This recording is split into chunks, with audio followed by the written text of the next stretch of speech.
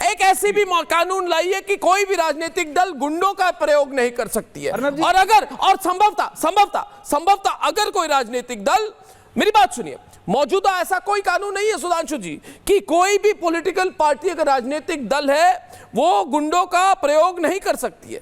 मैं चाहता हूं कि नया कानून लाया जाए जिससे गुंडों का प्रयोग जो हो रहा है, अगर राजनीतिक दल चाहे गुंडों का प्रयोग कोई राजनीतिक दल नहीं कर सकता है। विवेक जी बोलिए आप नहीं करेंगे, गुंडों का प्रयोग नहीं करेंगे।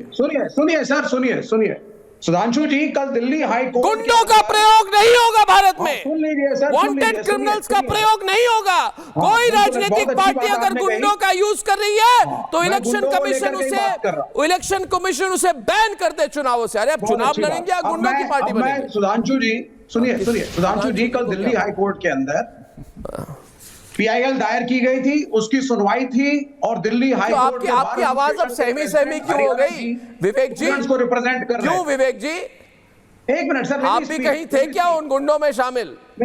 आप थे? मुझे इनसे प्रश्न पूछते जो कह रहे थे मास्क पहनो नहीं तो पुलिस पकड़ लेगी, स्पाइडरमैन का कॉस्ट्यूम पहन के गए थे क्या आप? क्या मैं सुधांशु जी से प्रश्न पूछ सकता हूं? भैया, मैं तो डायरेक्ट बात कर रहा हूं, मैं कह रहा हूं सरकार को और सॉफ्ट नहीं होना चाहिए इनके साथ। वो तो मैं बताऊंगा। खैर तो सर, वहां पे जो डिस्कशन हुआ माननीय जज के सामने, उसमें वीडियोस, फोटोज और प्रूफ्स दिखाए गए जहां होम मिनिस्टर के अंदर रिपोर्ट करने वाली दिल्ली पुलिस के कारनामे उजागर हुए थे। लड़कियों के प्राइवेट पार्ट्स में डंडा घुसाना, कपड़ा फाड़ना, पीटना, थप्पड़ मारना। क्या आप थे क्या जो आप ये सब बोल रहे हैं? आप थे क्या? क्या बात कर रहे हैं आप? कुछ भी बोलेंगे, कुछ भी झूठ फैलाएंगे, झूठ फैलाना बंद करो। फिर ये आ गए अपने षड्यंत्रकारी अराजक रवैये पे। सुधांशु और विवेक 50-50। नहीं, ये तो मैं कोर्ट की बात कर रहा हूं सर। ये चीजें कोर्ट के सामने, जज के सामने रखी गई हैं, तथ्यों के साथ रखी गई हैं। किसने रखी है? और हरिहरन जी, किसने रखी है? दिल्ली हाई कोर्ट के बार एसोसिएशन के प्रेसिडेंट किसने रखी है? किसने मानी है?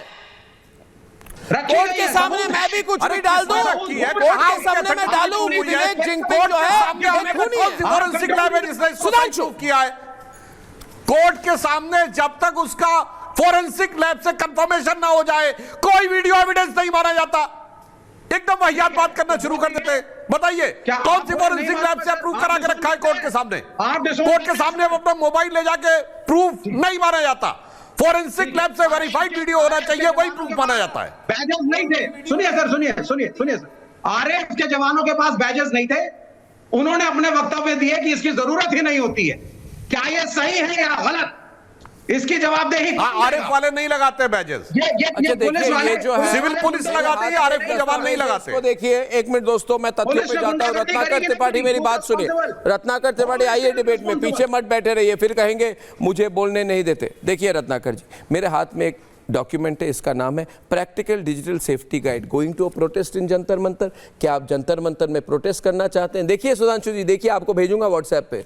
ये है इंटरनेट फ्रीडम, इसमें है वो ब्लूटूथ से कैसे कनेक्ट किया जा सकता है अगर इंटरनेट बंद हो जाए तो। सतर्कता लेके चलो, इसमें कहते हैं ये लोग।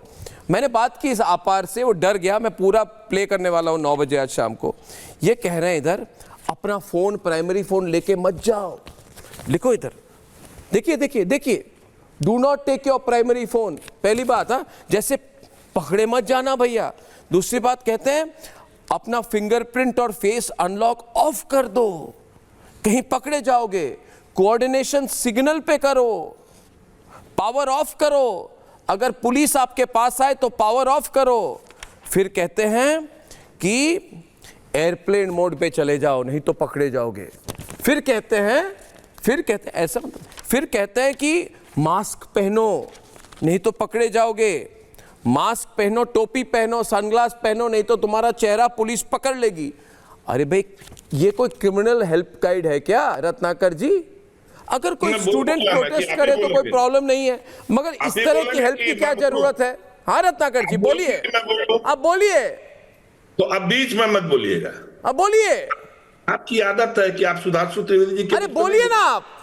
हाँ, तो जब अपराधी सरकार से लड़ना है तो हर तैयारी करना है। यही गाइडलाइन यहूदियों को भी दी गई थी। अपराधियों को लड़ना है तो क्या बोल रहे हैं? अपराधियों को लड़ना है तो आप कह रहे हैं अपराधियों का समर्थन कर रहे हैं। मत बोलिए, आपने एक लाइन अपराधियों का समर्थन। गोस्वामी बीजेपी का स्क्रिप्ट पढ़ रहे थे और बीजेपी का यह सामान पढ़ रहे हैं। अश्लीलता बताते हैं। रणवीर अल्लाहाबादिया जिसने मां के साथ शारीरिक संबंध की कल्पना की, किसने उसको गले लगाया था स्टेज पे और सम्मानित किया था? माननीय नरेंद्र मोदी जी ने। किसको उन्होंने बताया? आप बताइए, आप समझा रहे हैं अश्लीलता। सर सवाल का जवाब दीजिए। छात्र नहीं अपराधी है। आपका योगेंद्र यादव से क्या लेना? नहीं, आप बीच में मत बोलिए। योगेंद्र यादव और आपके बीच में ये रिश्ता क्या कहलाता है? ये रिश्ता क्या कहलाता है?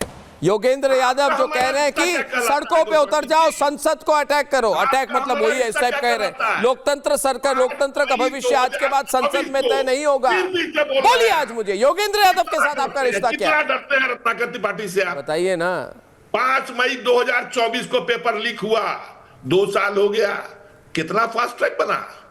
3 मई से आज 80 दिन हो गए ना। योगेंद्र यादव के साथ आपका क्या लिंक है? ये न्याय का सिद्धांत कहता है कि देर से मिला हुआ न्याय न्याय नहीं होता है।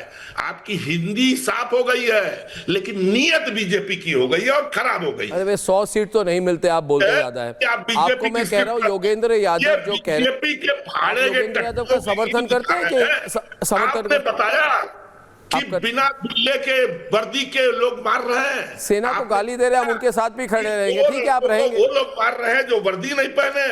आपने बताया कि एक सिपाही जो है लड़की के पीछे डंडा भी बोल रहे हैं। अरे क्या कोई भी क्लेम करेंगे? मैं आपके बारे में कुछ भी कहता हूं वो तो तथ्य नहीं होगा। शर्म आनी चाहिए अर्नब गोस्वामी।